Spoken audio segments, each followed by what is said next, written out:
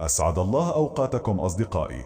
قبل الدخول في تفاصيل الفيديو، أتمنى منكم دعمنا بالضغط على زر الإعجاب والاشتراك بالقناة وتفعيل زر الجرس ليصلكم كل جديد.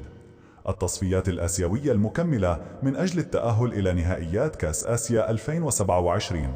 فبعد أن خاض منتخب اليمن الأول جولتين من هذه التصفيات، أول هذه المباريات كانت أمام منتخب بوتان، حيث فشل منتخب اليمن الأول في الفوز على بوتان المنتخب الضعيف وخرج من المباراة بتعادل سلبي بدون أهداف.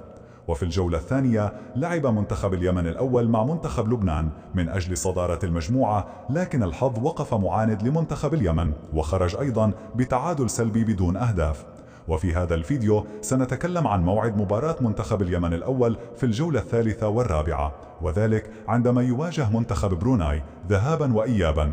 موعد المباراة الأولى الذهاب في تاريخ 9 أكتوبر 2025، والمباراة الثانية الإياب بعد أسبوع من مباراة الذهاب، أي في تاريخ 14 أكتوبر 2025.